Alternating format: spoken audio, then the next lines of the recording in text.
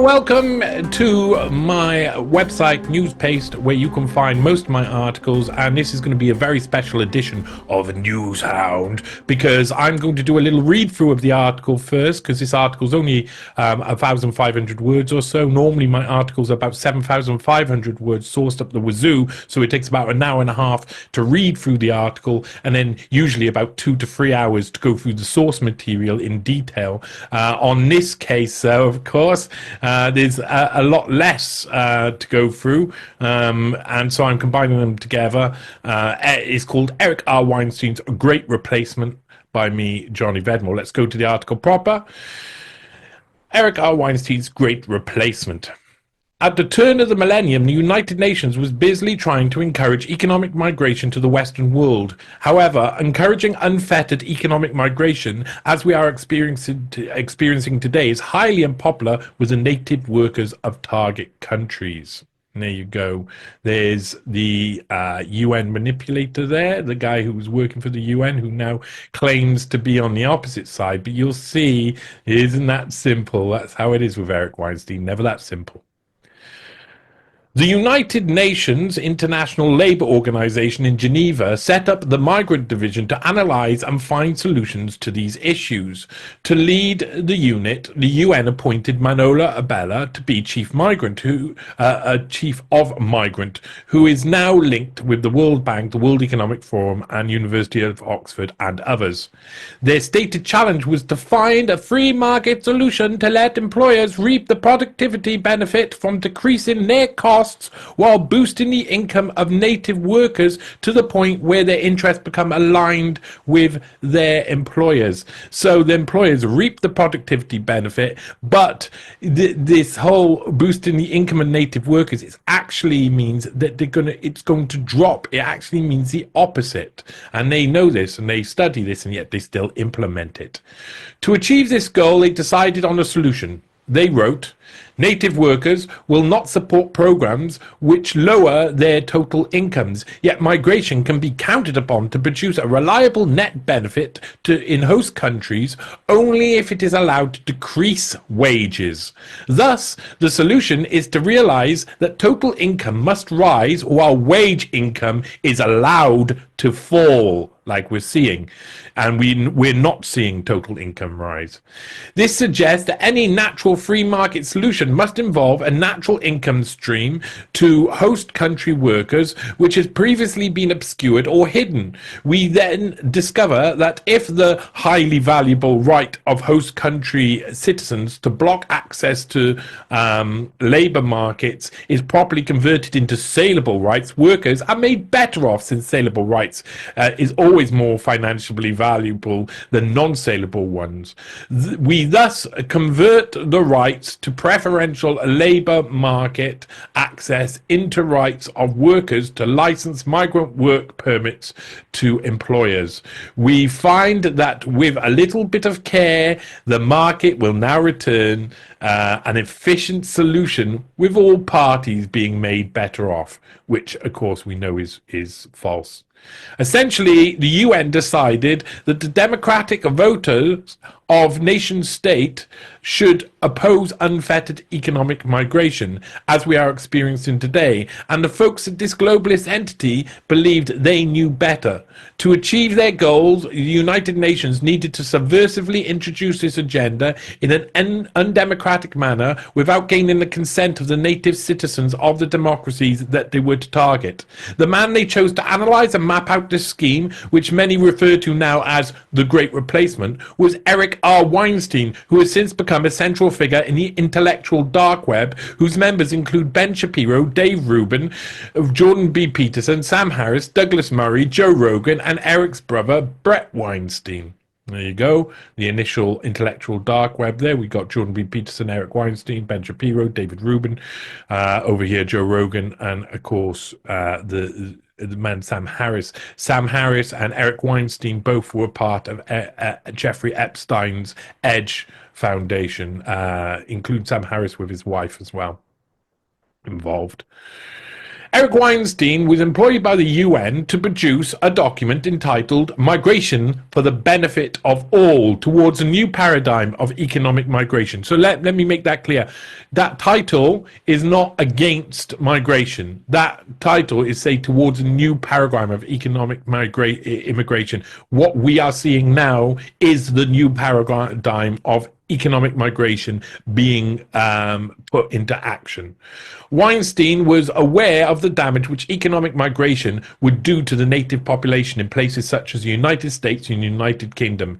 In one part of the document he produced for this nefarious United Nations agenda entitled Preferences for Migrants Undercutting of Natives, Weinstein wrote, "When migrant and native workers of comparable value to the employer are asked to compete, it is to be expected that the employer will take the applicant who costs him or her less.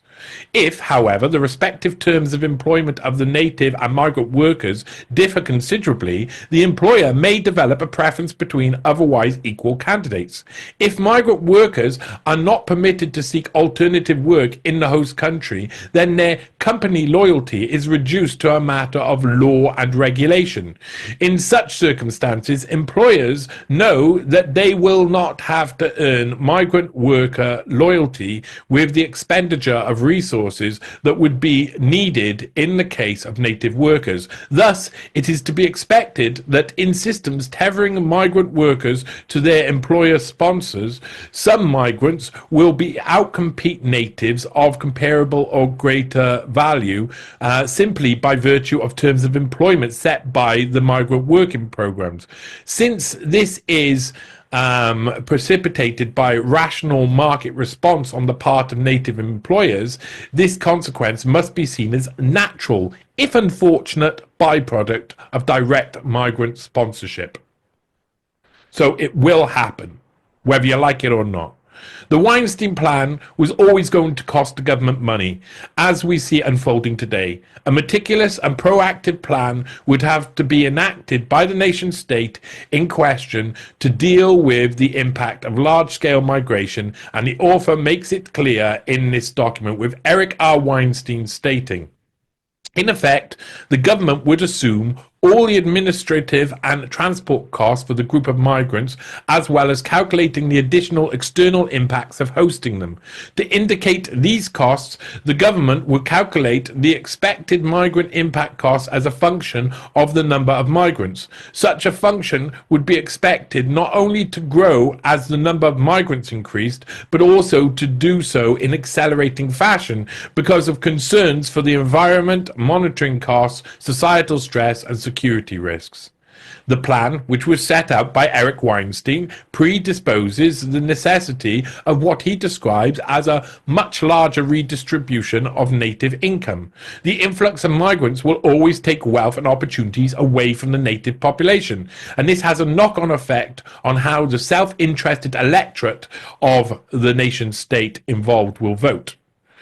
In the first instance, the tethering of migrants to employer sponsors creates a non-market system with a host of inefficiencies, as well as potential for human rights violations. Second, naively opening markets to migrants from lower income countries can act as a kind of tax, redistributing native income away from the worker and towards the employers. Of course, it can be argued that any proposed redistribution, is intrinsically neither good nor bad. Yet such transfers can make it nearly impossible to reach broad consensus on many important migration issues within the host country electorate.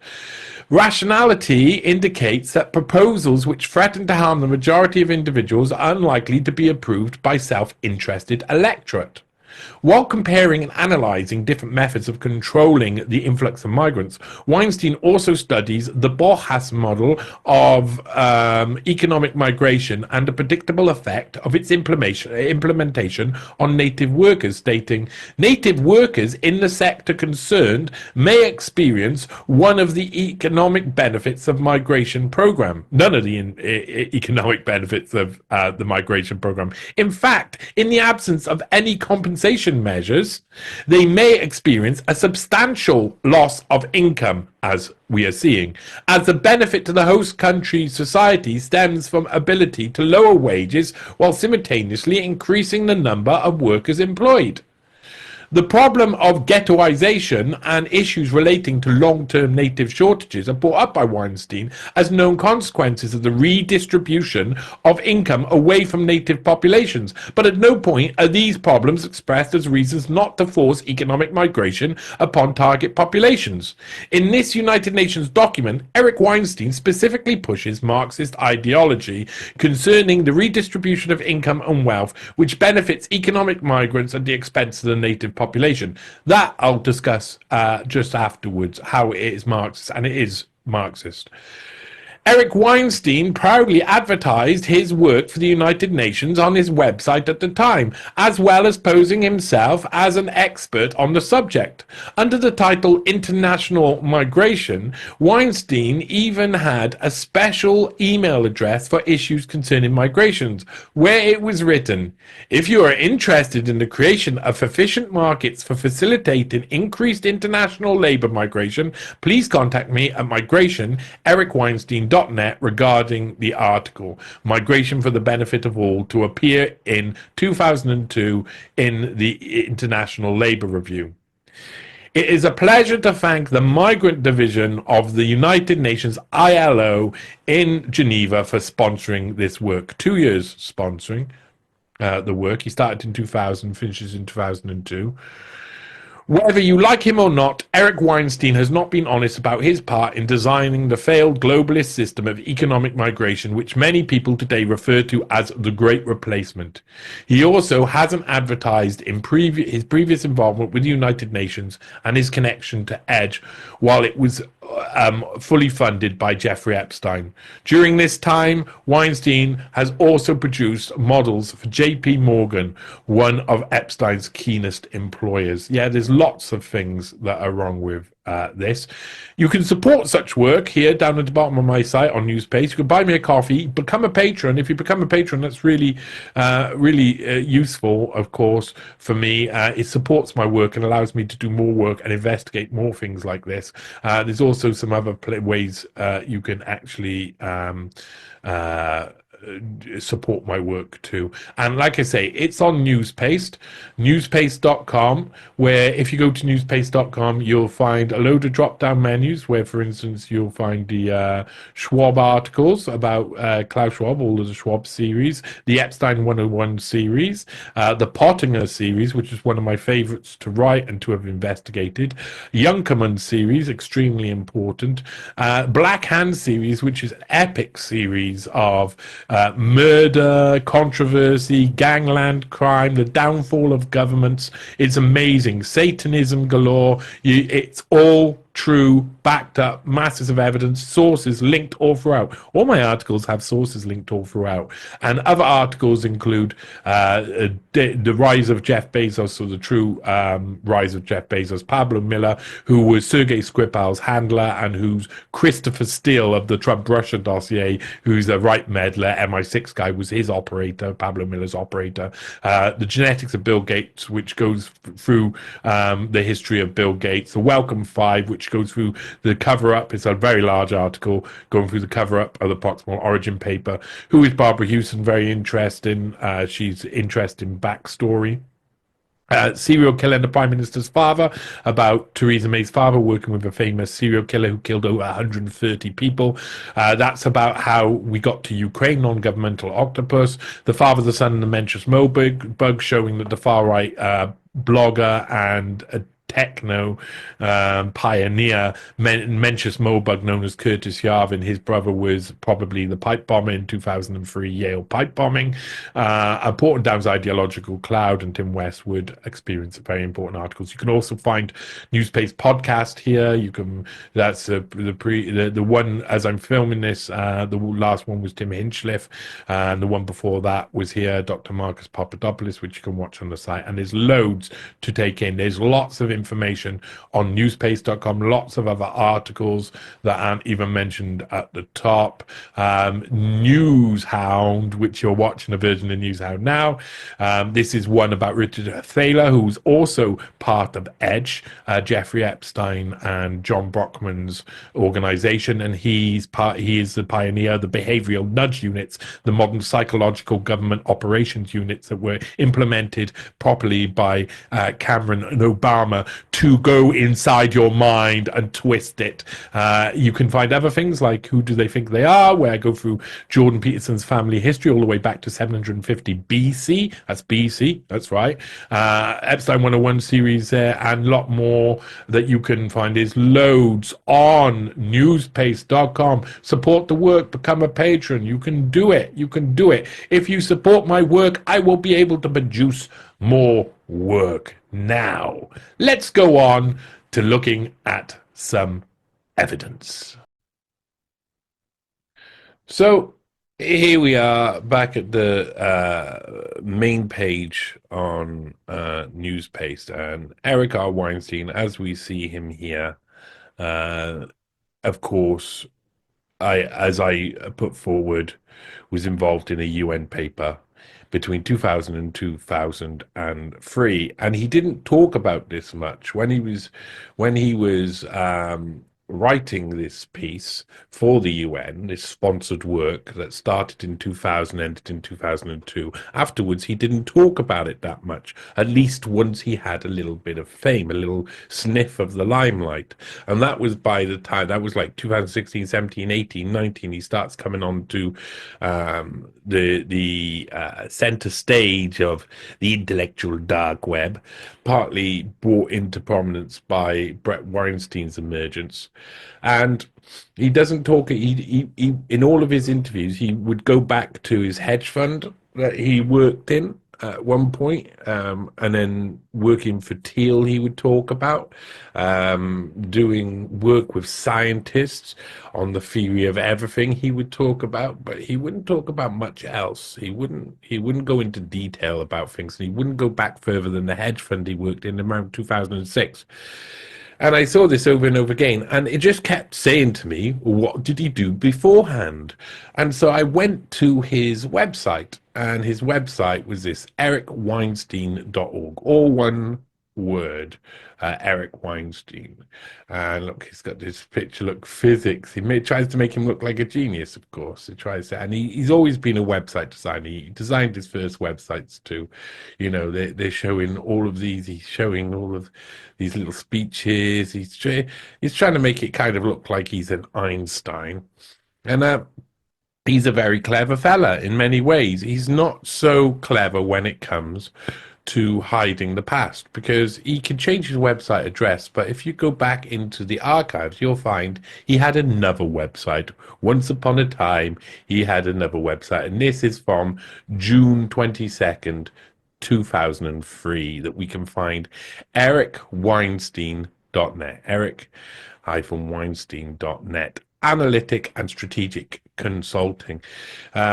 It's very interesting that you go to the page back then, and you've got a few things on top, home, about, finance, hedge fund and risk management, international migration, high skill labor markets, gauge theory and economics, contact and downloads. You see some of these are highlighted because I went into them recently. International migration is what he, in the section international migration, he goes through about this sponsored paper for the United Nations International Labour Organization, Migrant Division, that we looked at. And he says, problem, this is his own words, in theory, allowing free international migration with global labor markets allows employers to boost productivity, resulting in net gains in host country income. In practice, voters in high-income countries generally frustrate employer freedom to hire abroad, citing net losses to workers. The problem is further complicated by sponsored migrants' tendency to distort markets due to their inability to respond to wage signals from other employers. See the partners there. United Nations ILO, Geneva Migrant Division, Manolo Abella, Chief of Migrant. He's World Economic Forum, um, uh, all the different world organizations he's in with, that man.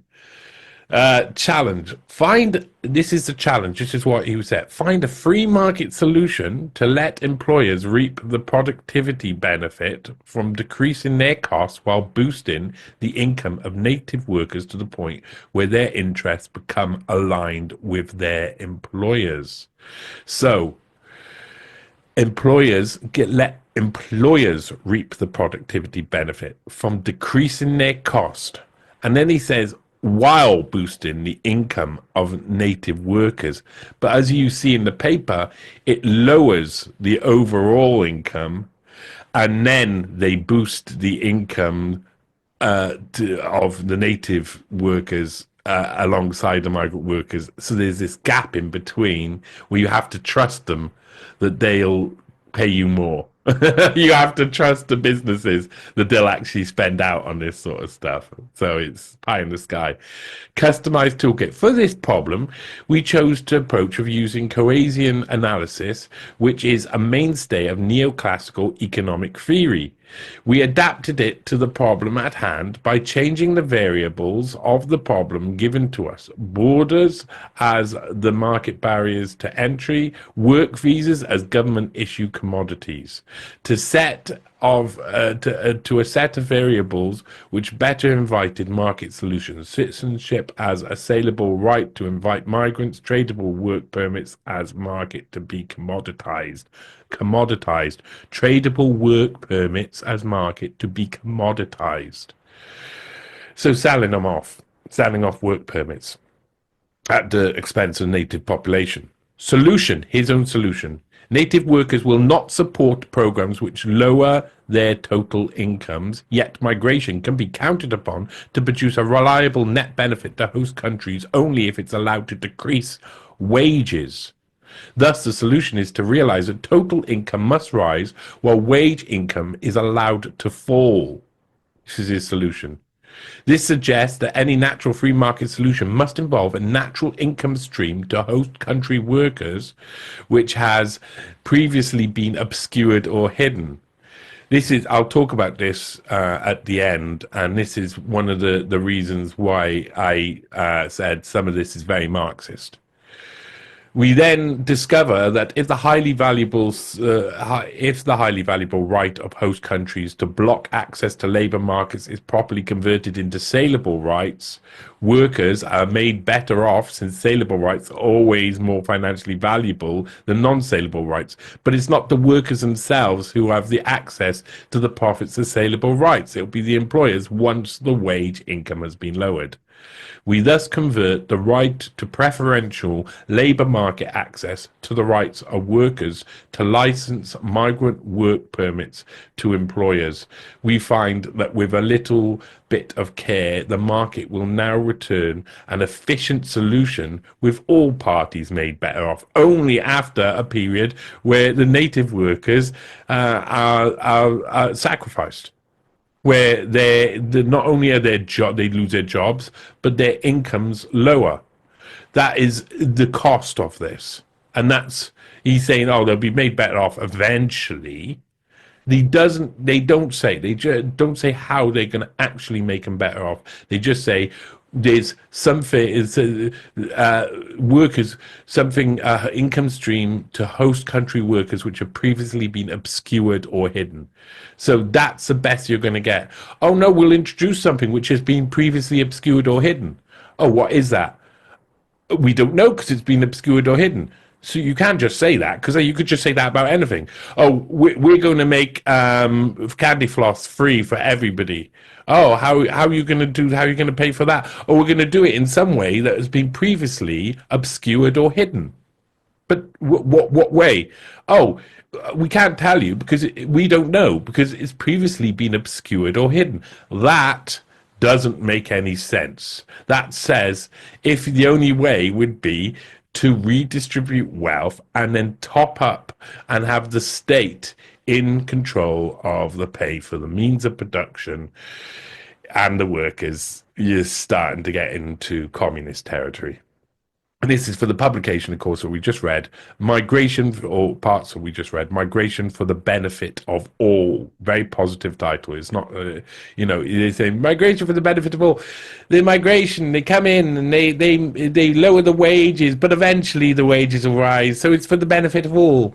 How are they going to rise? How are you going to equalize income and redistribute wealth and income to help? Oh, in previously obscured or hidden ways.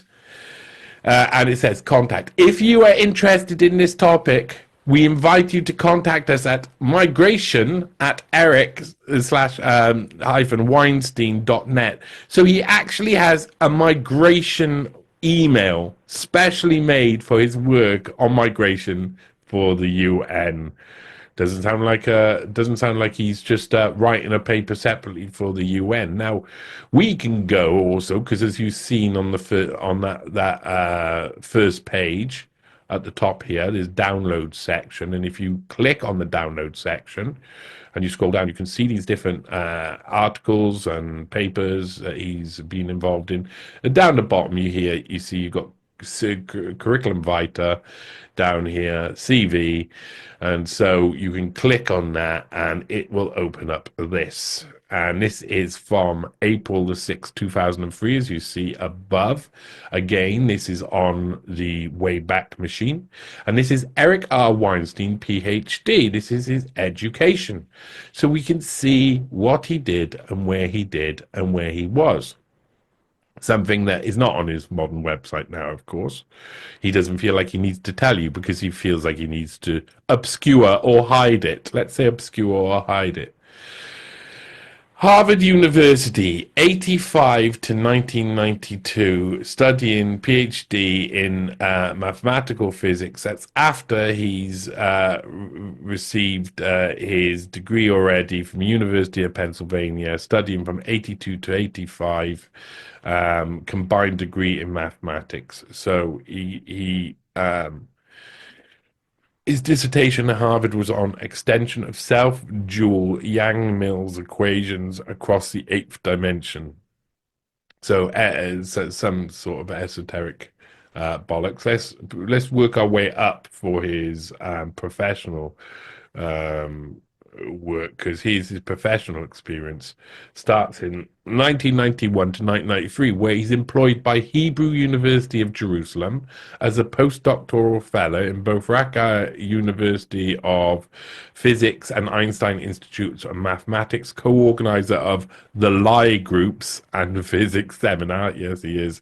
Pursued research in higher dimensional elliptical gauge theory and closely related areas. And then he went to the Massachusetts Institute of Technology, where we'll be seeing a newspaper article from in a little bit. From 1993 to 1998, he's instructor and National Science Foundation postdoctoral fellow in the Department of Mathematics.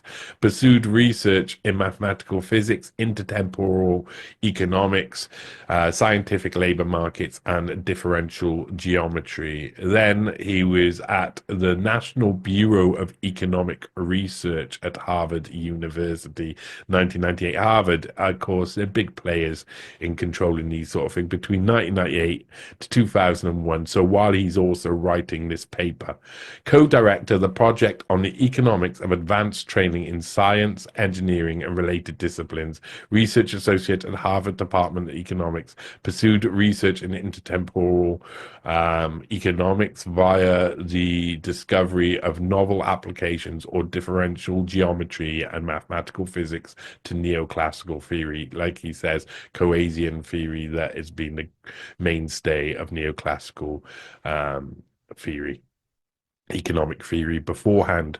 And then we can see 2000 to 2002. So a long stretch there, a long stretch. United Nations International Labour Office in Geneva, Switzerland, external collaborator. He uses the word collaborator himself, analyzed and proposed a fundamental restructuring of foreign worker program of Kuwait as well, where we don't see, where migrants outnumber citizens. So he's also analyzing and proposing a fundamental restructuring of foreign workers programs in Kuwait. created permit market model using cohesion analysis to solve a collection of common migrant problems, which are now under consideration as a UN flagship model for international migration program, pending adoption by Migrant Division in Geneva. What we see today is what he described they should do then. What he was advising them to do, what he was analyzing and solving, the collection of common problems, who's been implemented today. He claims that they haven't. Later on in tweets we'll also can look at as well, because we did have a back and forwards. Eric R Weinstein he had loads of people. Once I published the article that we read at the beginning, he had a lot of people contacting him, and he couldn't ignore it all the time. So first of all, he tried to smear me. Second of all, he tried to smear me, and then he apologized a little bit, in a sense. Didn't actually apologize. And then he went back into smearing me again. But he said that they didn't use it, but it's what we see today. It was a UN flagship model for international migration programs. It was to solve a collection of common migrant problems, which are now under consideration as a UN flagship model, already adopted, already seeing the results today. And then 2001 to present, 2003. He was at AdCap LLC, Capital Risk Management Advisors in New York, head of research, consultant at large. He analyzed problems of transparencies endemic to hedge funds with illiquid exposure, created phantom pricing model to solve problems for performance reporting for portfolios holding illiquid instruments, provisional patent application for the protection of method filed jointly with A. Abdullahi, September 2001. And there's some more. There's the selected honors, so we can see what honors he got given. This again shows his CV. Selected honors, fellowship, grants, and awards. We can see on ORDUP in Harvard University, nominated for university-wide Levinson Memorial Teaching Award. And this is really important. Fall 1985 to spring 1988, when he's starting at Harvard. Office of Naval Research. That's basically intelligence. You want an intelligence recruitment program? Office of Naval Research. He's working for the Office of Naval Research, ranked first in nationwide doctoral fellowship competition, fellowship residence, Harvard University. He got his fellowship from the Office of Naval Research. Yes. Then in 1992 to 1993, after Harvard, he's at the Hebrew University of Jerusalem, held Lady Davis Fellowship. Then Israeli Mathematical Union, invited to organize and run a session in mathematical physics for annual nationwide conference in spring 1993. National Science Foundation postdoctoral fellowship competition winner in between 1993 and 1997. Alfred P. Sloan Foundation comes up a lot in a lot of these people who are big movers and shakers in mathematics. Principal investigator on research grants supporting research into gauge theory and intertemporal economics. Co-principal investigator with Professor Richard Freeman of Harvard University and the National Bureau for Economic Research on a research grant supporting research on the analysis of scientific labor markets. Again, looking into labor markets mainly. And then Harvard University Trade Union Program guest faculty. So he's involved in the trade union program and in migration, in understanding migration. And he shows his recent articles and publications. You see there's a few of them here. hedge fund transparency, migration for the benefit of all, phantom prices, valuation and liquidity, competition, careers in bioscience, careers and rewards in bioscience, tracking changes in bilateral trading patterns in the absence of PPP, and on the problem of theory of intertemporal economics. And just down at the bottom, selected colloquy talks and addresses, and it shows different talks and addresses, including one that he did in June 21st, 2001, about for the migrant division in Switzerland. And so that we know is Eric Weinstein. Amazing that he is part of he is recruited by the Office of Naval Research. Says something there. I think everybody should be suspicious about the fact that he's gone through that, and he comes out the other side designing the flagship program for UN migration, globalist migration. And this is the paper you can see on his old website as well. I've also saved this on NEWSPASTE.com, where you can go through all of migration for the benefit of all paper, and you can see it is long, complex. Well, long is 29 pages. That's basically a normal paper. And it's very intriguing when you read it all. It is it's sad. It makes you sad. These are sections on ghettoization and long-term native shortages. Long-term native shortages. There's more in this than I've spotted out. You know, you can actually go through this and discover a lot more. But this is flagship program for the UN, not to be trusted. And that shows where this is from the International Labour Review. This is volume 141, number 3. This is where it appeared. And you can see migration for the benefit of all towards a new paradigm for economic immigration, Eric Weinstein. And he says migrant worker programs, MWPs, offer the promise of increased productivity, lower consumer prices, cultural interchange. He knows the what you know what that means, and higher living standards for workers workers coming from poor countries. Higher living standards. Unfortunately, these programs have regularly been bedeviled by various abuses and unintended consequences. Such failures have tended to mitigate popular support among native workers and citizens. This, in turn, has kept migrant worker programs below the level wanted by employers for maximum productivity. He's interested in the means of production. He's interested in maximal productivity.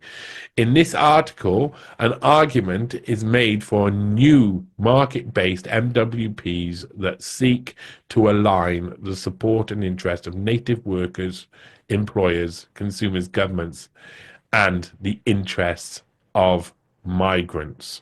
Very much the interests of migrants over the interests of native workers. Native workers will lose out, will at the end be paid less, will have to accept it. Don't worry. Things that have been so far hidden and obscured will come to fruition, and suddenly everybody will be happy. You can see also on eric-weinstein.net that you've got finance, hedge funds, risk management, portfolio. And this is his work on hedge funds. You should note some of these people that he's working for. So he's working in risk for AIMA in 2002 and JP Morgan. MIT View of the Market lecture, JP Morgan, New York. This is while Epstein's working for JP Morgan as well. And JP Morgan, of course, wrapped up in the Epstein case in many ways, had to pay out hundreds of millions to the Epstein victims' funds towards their part in employing this guy and allowing him to become so wealthy by doing backdoor deals for the bank. And here's another one of his paper, Hedge Fund Transparency. I mean, we won't go through these, but he's only a part of this paper. If you go down to the bottom, you'll see their short paper, 4 pages, you'll see references. Eric Weinstein and A. Abdullah is one of the references. Phantom Liquidity, The Nuisance of Translucence by Adil Abdullah, Leslie Rowell, and Eric Weinstein. Again, this is another one of his papers, 9 pages, written up by three folks who talk about how to organize assets in a way that is beneficial for hedge funds. But at the end of the day, it's international migration. Is his work on international migration, which is going to be the most controversial, of course. And if you go to on here, we've looked on all of these different parts. But if we just go to the home page, we can see that our home page around 2003, you've got all of this listed down. Um, and he talks about his work in these different areas. And he says about international migration, if you're interested in the creation of efficient markets for facilitating increased international labor migration, so for facilitating, this is what it's for, facilitating increased international labor migration, which is what native population, people in America and UK do not want, and is what's being forced upon us. The democratic population doesn't want it. He wanted to facilitate it and organize it. Please contact me at migration@ericweinstein.net regarding the article Migration for the Benefit of All, which appeared in 2002 International Labour Review. It is a pleasure to thank the Migrant Division of the United Nations ILO in Geneva for sponsoring this work. Massively important. So that's his website. I want to go to a couple of bits in the newspapers. So here we're in the Boston Globe. I like going up to the top. We're in the Boston Globe. We're in page 20 of the Boston Globe. It's Thursday, April the 17th, 1986. He's been at Harvard for a little bit of time already, hanging around with the intellectuals, and is a little bit, the Contras in Nicaragua is happening. And he's already involved politically, like making, taking what is the unpopular opinion that's on the side of state. So it says here, protesters shouts put end to chance to learn. This is what basically Eric Weinstein's saying. On the March 31st, George Rosales of the Contra press secretary spoke at UMass in Amherst about the Nicaraguan revolution. I went to the presentation with an open mind, and I was hoping to learn something. When I first arrived, I was greeted with a barrage of leaflets on the evils of both sides.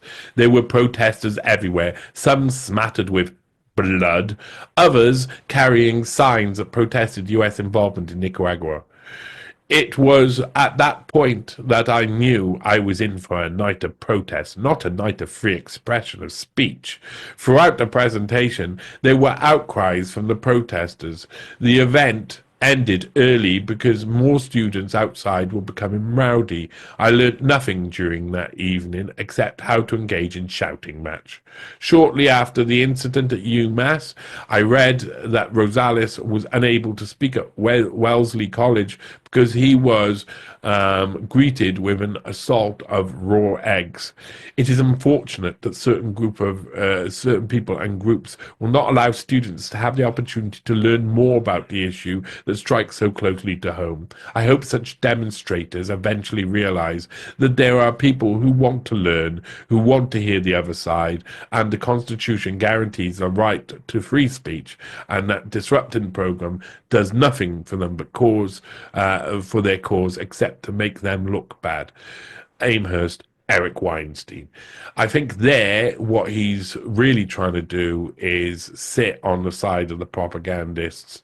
And it's interesting that in that you got another article about the CIA, etc. Because by this point, he's been recruited by the Office of Naval Research to do his degree, and he's already involved politically. Very suspicious, very sus. Now, here comes the hypocrisy. We all like a little bit of hypocrisy, don't we? Oh, no, we don't. It's from the San Francisco Examiner, Sunday, September the 8th, 1996. And we got a U.S. immigration policy divides mathematicians. Really? This is 4 years before 1996. This is 4 years before he writes that paper. Very interesting that it would be saying something that seems a little bit opposed to it. So let's have a little read, shall we? US immigration policy divides mathematicians. Underemployed PhDs resent stiff competition from foreigners. Yes, native workers resent stiff competition from foreigners by Michael M. Phillips, The Wall Street Journal. So this is originally from The Wall Street Journal. Washington. The latest Americans to blame their job frustrations on immigration work in ivy-covered halls, not factory floors. A group of young U.S. mathematicians with doctorates from such schools as Princeton University and Massachusetts Institute of Technology are lobbying Congress to repeal laws that now make it especially easy for universities to import foreign professors. Immigrants won 40% of the 720 mathematic jobs available last year, according to the American Mathematical Society, and that frustrated mathematicians and the frustrated mathematicians say the influx helped to boost the unemployment rate into double digits among newly minted maths PhDs. We remain a fierce, merit-orientated, anti-xenophobic community, but the current situation knows no precedent, wrote Harvard-trained mathematician Eric Weinstein and 20 other scholars in a recent plea to Capitol Hill. The mathematicians aren't the only high-skilled workers who claim that immigrants cloud their employment prospects. Engineers, computer programmers, and others have argued the same case recently with little legislative success. But the engineers have much less striking evidence at their disposal. Even the Institute of Electrical and Electronic Engineers, USA, a trade group that is outspoken anti-immigration, cites only a 1.7% unemployment rate among engineers. Recent maths PhDs, however, face a jobless rate that soars to 10.7% in 1995 from 2.2% in 1990, according to the Mathematical Society. The young mathematicians say changes in the US law created the surge in academic immigration, which in turn has led to higher joblessness. Joblessness, yes, that's a strange word. The first change in 1976 identified professors and scientists as being in short supply, automatically qualifying them for visa certifications. The Immigration Act of 1990 added the Einstein exemption, which gave preference to foreigners of extraordinary ability and raised the annual cap for employment-based immigrant visas to 140,000 from 54,000. Immigration of professors through employment-based visas jumped to 1,429 in 1995 from 267 in 1976, according to the Immigration and Naturalization Services. During 1991 to 1995, the inflow totaled 9,219 professors, although the INS does not track how many were mathematicians. The U.S. mathematicians allege that foreign scholars take many of the best research jobs, reducing salaries and forcing Americans into non-tenured track positions or lower quality schools. Since 1976, universities have been using immigration exemptions to import labor force of foreign scientists at greatly decreased cost, wrote Weinstein, who is a non-tenure track postdoctoral fellow at MIT. Yes, he is. Unbelievable. Really unbelievable. I mean, really unbelievable because it's such hypocrisy from the man. Really, such hypocrisy. Seeing is that within 4 years he's going to be. It's okay to lower the wages and income and opportunities of low-skill native workers, not high-skill native workers like Weinstein. How dare you do that? How dare you do that? For their part, universities argue that they're simply hiring the best and brightest, foreign or domestic, but mathematicians looking for work say the competition is unwelcome and fair. If you're management, you don't have to make any concessions at all, complains Mark Hovey, the National Science Foundation. So, as you see, that is quite amazing because you've got Eric Weinstein complaining about the very thing that he's later designing a flagship program for the UN to introduce, yeah, to make happen. But he doesn't care about low-skilled native workers. The working class, they're not in. He is up in arms when it comes to high-tech jobs, high-skilled workers. It's disgusting. They shouldn't do it. This is this is Eric Weinstein. He is up there. He is an elite. He is an elite looking down. You workers don't matter. He and his friends do. So that's one thing that's amazing. That article really, when after discovering all of the rest of it, to see that, it made me go, "Oh, you dirty rotter!" And he is a dirty rotter, and he is mentioned again here in 1998, in 19th of April, 1998, just before I'm 18, in actual fact. And this is from something that's continued in page 1A in the Dayton Daily News. And it says, workers, Dayton, Ohio, this is, some unable to find high-tech jobs. And it's the same complaint again. It's talking about foreign workers coming in, taking high rate jobs. And he's mentioned here, it says, the industry claims there is a shortage of workers when what they really mean is that there is a shortage of cheap workers in the form of new college graduates and imported foreign nationals, Martloff says. Eric Weinstein, a mathematician and labor analysis at Massachusetts Institute of Technology, found a 10-year-old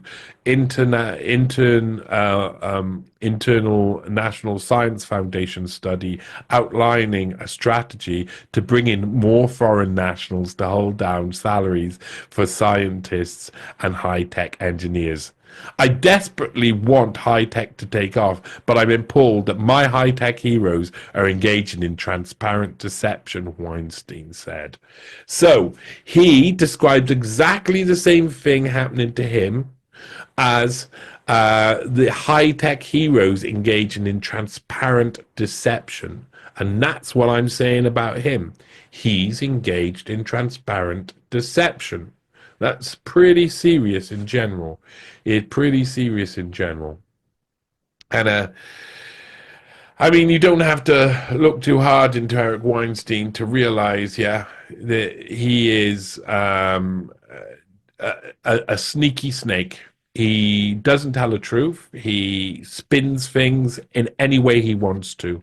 So it's negative for high-tech workers to have immigration, positive for low-paid workers to have immigration, and it's not so.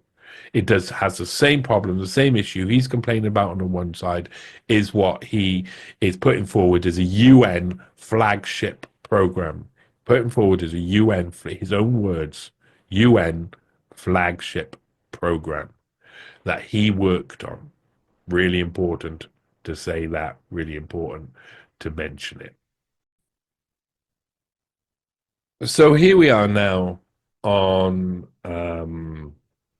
X, on Twitter, and I released that at the end of September, very end of September, and loads of people were messaging Eric Weinstein, were posting under Eric Weinstein saying, and they were quite rightly upset. They could see what the article meant, what his involvement with a UN labor program for the migrant division in creating this flagship UN model that is very much the essence of the Great Replacement. He could see what that meant, but he was ignoring it. But he couldn't ignore it. He had to say something about it eventually. And at one point, underneath, the first time that we started he tried to act. You have to understand, Eric Weinstein here is going to try and act like he doesn't know who I am or what I am. I'm not saying that he does know, but he will have gone and checked. He will have gone and checked, and you can tell that by what he says and how he says it. And he pretends he hasn't gone and he doesn't know anything about me. Yet he goes and has a look, obviously, because he says certain things. So he's lying at that point. So in response to this message, someone who follows me, Astro Monk, said, "Stop selling us out to the UN, you globalist shill," and then tagged me in. And he, as you can see, he's like, what do you mean? Apparently, he's already replied to this 4 days ago. So he's now pretending, he's going to say that himself, he's now pretending that he doesn't know what he means. So obviously, straight away, this looks like a constructed exercise. It looks like he used, and I would assume that he used a fake account. He used Franklin Cormorant 1, as a way to, as a tool to allow for this conversation to take place. He says, basically, a hard-hitting journalist above me exposed your great replacement plan that you single-handedly engineered for the UN in a super secret document. He did single-handedly engineer it for the UN in a document that he didn't talk about afterwards. That's openly available online. Yes, only if you know what to look for. If you're just looking for Eric Weinstein, you'll get a load of different Eric Weinsteins. I had to go through his old website to find links to it and etc. properly. No one else had brought it up, so it's on. I never said it wasn't available online. Everything that I find research-wise online is available online. Hence me finding it. I wouldn't be able to find it if it was otherwise hidden or. Oh, you dirty rotter, Weinstein. And you may think, and you may also be the head of Spectre. So to make my point ridiculous, you'll be getting pinged by his followers trying to hook a gotcha. You can read all about it yourself in his factual, unbiased expose, or just celebrate your holiday weekend with the people you care about. This sounds like Eric Weinstein speaking. It sounds like Eric Weinstein speaking. So I think this is a vehicle for him to respond to it. And I responded to it. I said, he read the article. This fake, and I make it clear, this fake backwards and forwards is clearly contrived and allow him to paint me as something I'm not in order to avoid taking responsibility for the work he did on behalf of the UN, mapping out economic migration. It's in his own words. To be honest, this looks like Eric Weinstein is using one of his backup accounts in an attempt to hide away from confronting his own historic actions. All I did in the article was point out Weinstein's own words, work and words. You painted him as the head of Spectre because you think that'll undermine my point. My points were concise, clear and true. Eric Weinstein was paid by the UN to map out the effects of economic migration that we see unfolding today. He was part of an agenda, and he was part of EDGE when it was 100% funded by Jeffrey Epstein. These 2 points is what he needs to combat. Instead, you're both using logical fallacies, unconnected personalities, and unrelated agendas to distance him from those concise points. This is totally what I predicted. Eric Weinstein is unable to take responsibility for his own actions and behaviors and will use logical fallacies instead. I was 100% accurate about his response. This is a cowardly response, and I added this in. That I'm responding to this second part, that because this is a response to his main messages. And the second part of the messages was, yikes, that seemed funny at first. Is this coming from the anti-Semite pro-Hamas world? That's what he's trying to paint me as. First, he's trying to paint me as like I'm pro-Hamas, like somehow I'm on the streets with a Gaza flag going pro-Hamas. I hate the fact that they're genociding tens of thousands of people, including up to 20,000 children have been bombed. It's unacceptable. Doesn't mean I'm pro-Hamas because I don't like Israel bombing people. I don't like Hamas killing people. I don't like Israel killing people. I don't like the killing part. he seems very happy about the one side of the killing part and to try and paint me as the other part. So again, they create it like I'm saying that he's ahead of Spectre, and he's creating that I'm like pro-Hamas. They're fortunate. Then he says, the Whitney Webb world. It's coming from the anti-Semite pro-Hamas world, the Whitney Webb world. Whitney Webb was my ex-partner. We don't speak. We haven't spoken properly in a year. We have a kid together. We don't get on. We don't see eye to eye on a load of things. And he's purposely acting like, oh, could it come from here? Acting like he doesn't know where it come from. Is it coming from the anti-Semite, the Whitney Webb world? He must have gone and looked into who I was to be able to say that and pull one name from 7 billion names in the world that currently exist out of the hat. You know, that is just ridiculous. The Bitcoin maximalist world. I don't deal in crypto at all. You know, I have like 20 quid or something in Ray. I don't really get involved with crypto stuff. I think it's all going to crash through eventually, that the systems are going to be compromised, and that they're going to be, Bitcoin probably going to be bought out by the government at some point and used as a form of CBDC. So I don't see this. Or the pro peer review world. I don't even know what he means by the pro peer review world. Right? What, people who would be for reviewing their peers' work? Why would that be bad? Why would that be bad? There are so many of these angry groups, I lose track. So he's trying to paint me as something there, of course. He's trying to paint me as something. It's called smearing somebody. So you don't have to look at the fact that you worked on the UN Flagship Program, your own words, on how to lower the total income of native workers by bringing in migrants at the rate that we see happening right now. So, I mean, this is pretty low. There's seemingly different worlds that are attempting to mesh me in their dramas. This was you doing it yourself. Usually, maybe 85% of the time, these ringleaders eventually turn out to have issues with Jews and or Israel, no matter what the ostensible area of endeavor. That is a logical fallacy. It's a form of whataboutism. Oh, what about these people who are against all of these things? Even if I hold the most abhorrent views, if I say Eric Weinstein worked on a UN flagship program where he modeled out what we're actually seeing now, look, this is the evidence, that is true. Whatever else I say, if I say King Kong should be the ruler of the world, the Earth is a dodecahedron, and there's flies constantly fly out my butt, it would make no difference whether those weren't true. What I'm saying about Eric Weinstein's program is definitely true. He's trying to paint me as something else. And again, I respond to him with saying, here you're attempting to use unconnected logical fallacies to paint me as a Jew-hating conspiracy theorist when the article was factual and mostly in your own words. I predicted you'd do this rather than accept responsibility for your role in sponsored by the UN in creating this issue we see today with unfettered economic immigration.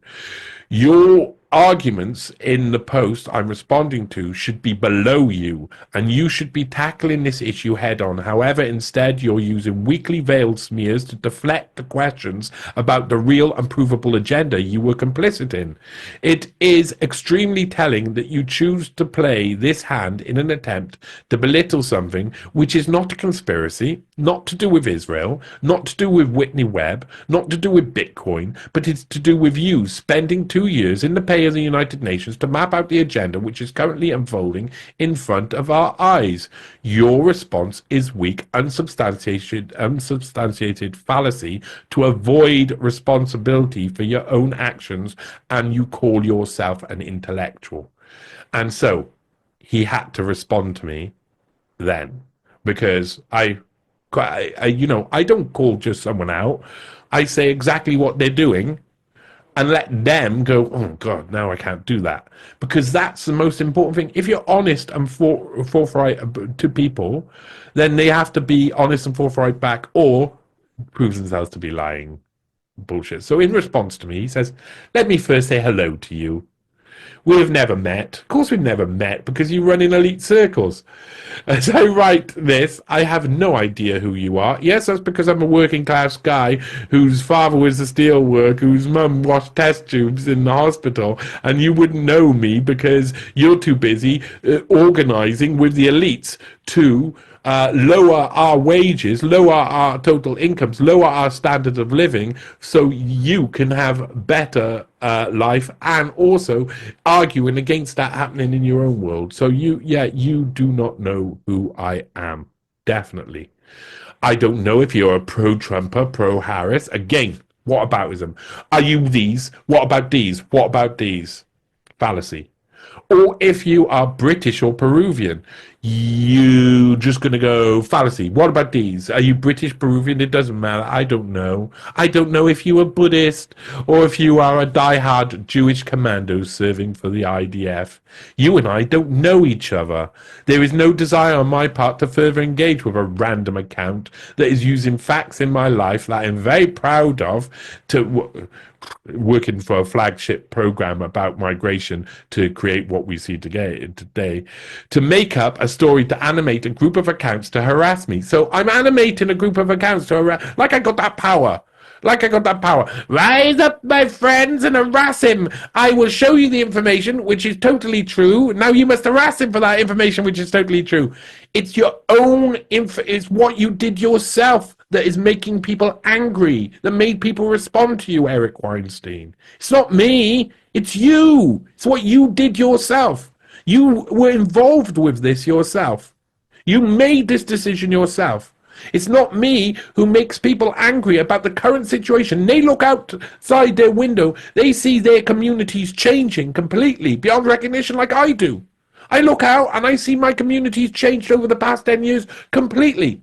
You helped map that out with a flagship UN program in your own words. It's unbelievable. And what comes next is also unbelievable. There's no desire on me to engage further with a random account that uses facts in my life that I'm proud of, to make up a story, no story made up, to animate a group of accounts to harass me. You are neither the first nor the only one doing this. In other dramas, I'm a Mossad agent. Possible, or Peter Thiel's henchman, or George Soros's agent. His wife worked for George Soros' company, by all accounts. That's what I hear. I haven't checked that up fully myself. And he works for the man. He spelled Peter Thiel's name wrong. I mean, this guy, he puts a hyphen in between, like Peter Thiel is some sort of Peter fails. It's unbelievable. He's like the second in charge of Peter Thiel's financial management company. Of course, it's unbelievable. It's unbelievable that you wouldn't be seen as Peter Thiel's henchman, seeing as you probably are. But you should probably spell your boss's name right. That wasn't my first response. My first response to being attacked was to respond to someone else 4 days ago because I thought they were a poor, confused soul. So that doesn't understand. That doesn't. So he should know. I don't understand. It had to be explained. Yet he now claims that 4 days ago he responded to someone who he thought was a poor, confused soul, an individual. Now he's saying that even though one person contacted him and he responded to, and he's been harassed by a load of people, that doesn't weigh up. It has to be one or t'other. You can't have them both be true, can you? I have a policy of not responding to people telling stories to incite mobs against me. That's not happening here at all. You are a liar, Eric Weinstein. It's hopeless. They don't listen, and they take the real responses as denials, which animates them more. Such people aren't critics. They are usually wounded and traumatized souls trying to figure out what is true in this crazy situation. And for that, I have a lot of sympathy. But my life is too short and too rich, and I want to live as a badly sketched character in your story that your followers can hate lifelong progressive restrictionists as the architect of the world's uncontrolled migration. You were involved in the UN Flagship Program that has achieved exactly what we see today, Eric Weinstein. Again, I can, however, do this. Read what I wrote 4 days ago. I posted and quoted a response 100 hours ago where I thought this was one person. Apparently, he also thinks he was being constantly harassed by people. So is it one person or constantly harassed? The Israel angle came up because I started to see accounts harass me that were fairly inconsistently anti-Jewish and or anti-Israel. I do not mean to tie you with a broad brush that doesn't apply to you. It's statistical observation. You are doing exactly what you're doing. You're smearing. And you got called out, and now you've written a long denial. I don't know your politics, but the idea that I'm a secret architect of the world migration system is utterly disconnected from reality as to defy easy explanation. Yes, he's not a secret architect of the world's migration system. He is just one of the open architects of the world's migration system. And please undo and disperse your mob of followers who you have convinced to harass me. Show me where I've convinced him to harass him. The fact is, he has done this himself. People are angry, and he can't handle the reaction. Bottom line, you are wrong. I don't want you or your followers posing as critics, demanding a conversation by harassing and threatening a stranger. There's no harassing and threatening going on. You're just having your own history catch up with you. I'm going to assume you personally are, at most, at worst, neutral on Jews and on Israel. I apologize if I raised that unfairly from observing the accounts attacking me suddenly over being the UN globalist migration czar. But I am not going to get into a back and forth over the internet, over this internet theory with an account stirring up its followers into a mob to harass a stranger. Hope this helps truly, he says. He's acting like I'm Gaston from Beauty and the Beast. Rising up the villagers, marching with the pitchforks, the poor old innocent Eric Weinstein, who never ever worked for the UN and never ever planned out the flagship program for economic migration that undercuts workers' income. That's exactly what you're doing. He, again, cannot take responsibility for his own action. He gives a brief excuse. It's not a very good excuse. And I said, debate me live. Instead of using veiled smears, logical fallacies, and tactics to avoid the point in question, debate me amiably on a live stream. Stop avoiding response for your own actions, responsibility for your own actions. Man up, debate me. Debate me, bro, he says. Every damn time. I don't know what world you live in. But that tactic is how you get blocked, not intellectually engaged. You're creeping me out.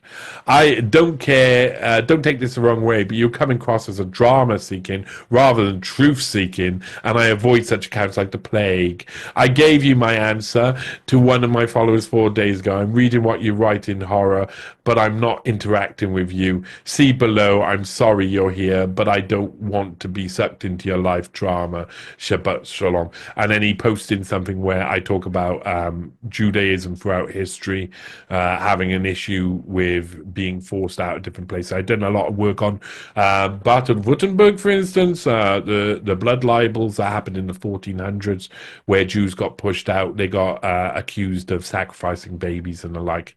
I don't think they were sacrificing babies, but I do think that there's lots of turmoil that happens between Jewish immigrants and migration and the native populations, and this is again an example of how a population, external population, it causes issues within with the native populations, and how if you don't solve it, it leads, if you don't solve the issue at hand on the ground, it leads to violence, wars, blood libels, things like what we've seen. If you don't solve it, if you just avoid it and ignore it, nothing ever changes but the shoes.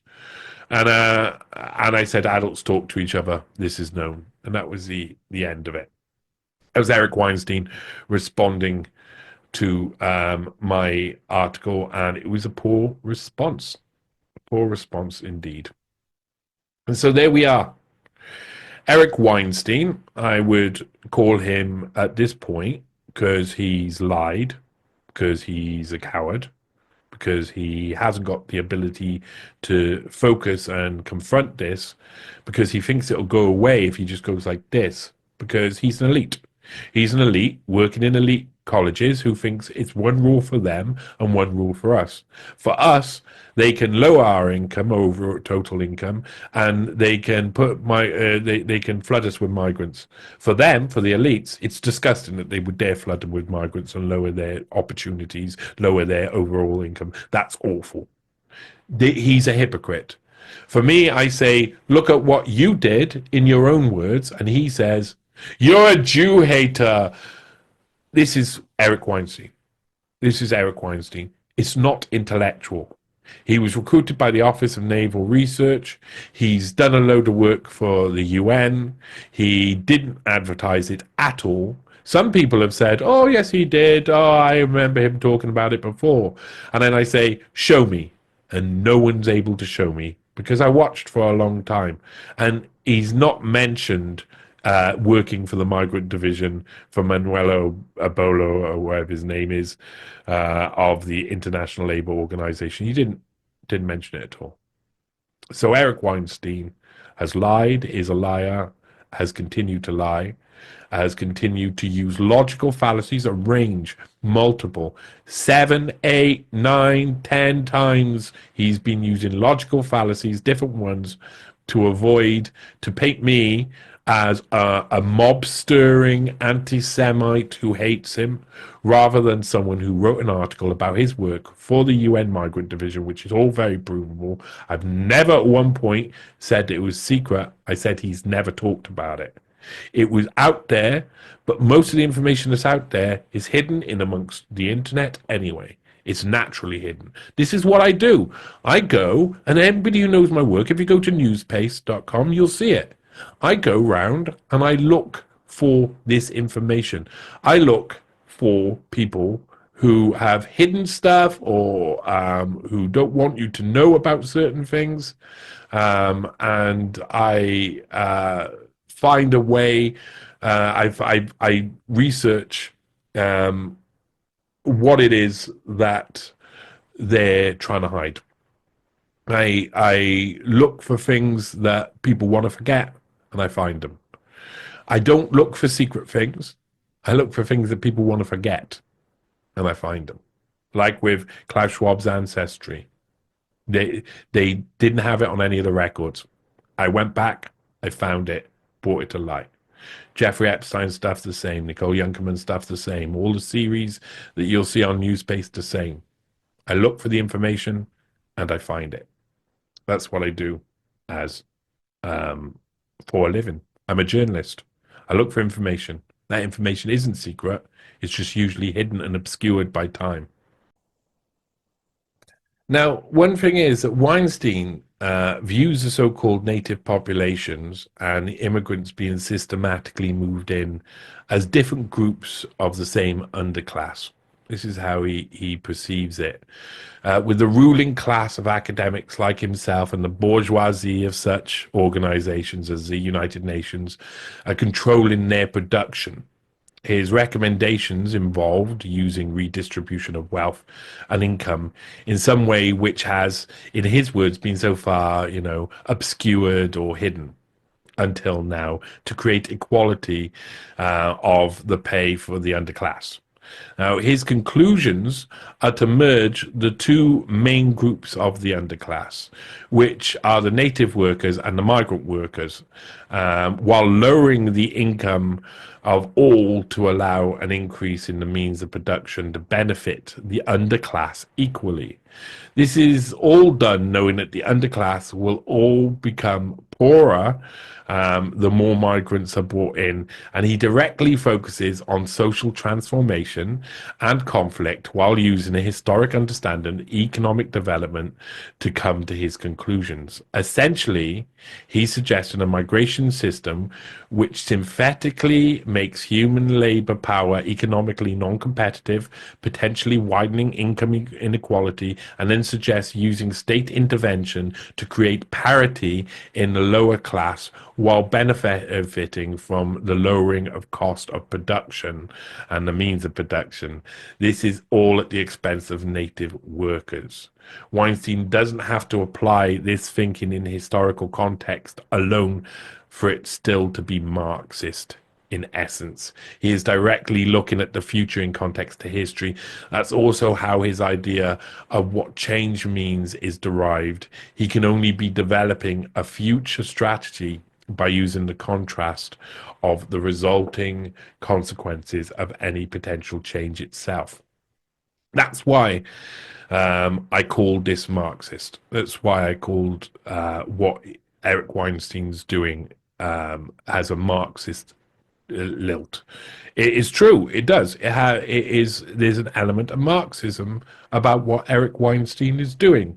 You can't get away with it. He's saying, look at history and look at how to fiddle with the means of production and with the workforce in a way that allows us to have one underclass completely that becomes one unified form.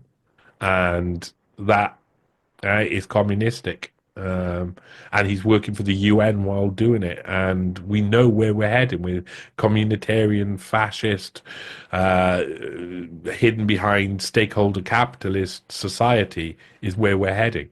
We know this. This is what's been written down in great detail. If you read Klaus Schwab's version of stakeholder capitalism, if you look at the World Economic Forum's plans that they've mapped out in full, that I've gone through in full, you'll understand that this is the way. So that's it.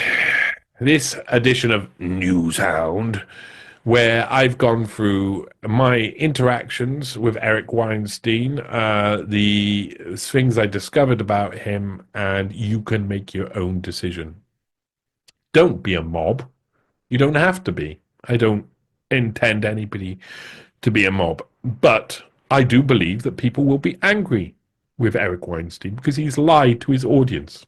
He's created himself to be a persona that he's not. And that should be suspicious to absolutely everyone, that he is created a massive illusion and then claims that it's nothing. And when he was messaging me, those messages, those tweets, those posts that were back in return were they were laughable.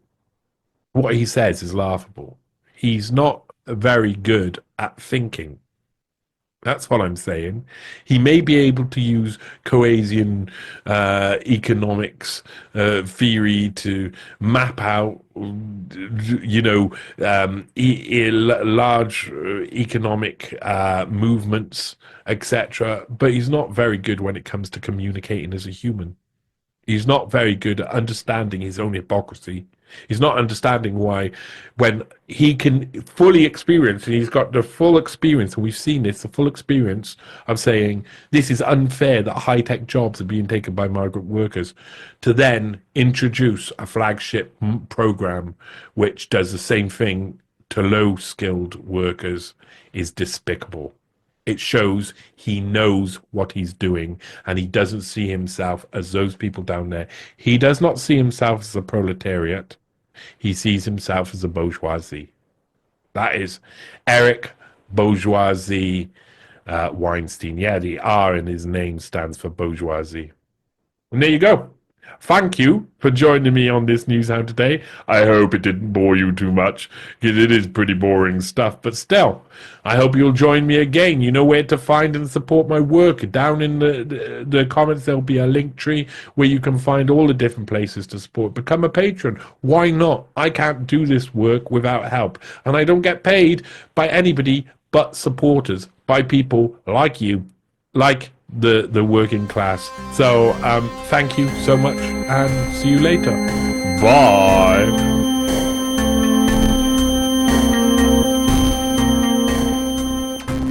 What we know is that we will end up with many more unemployed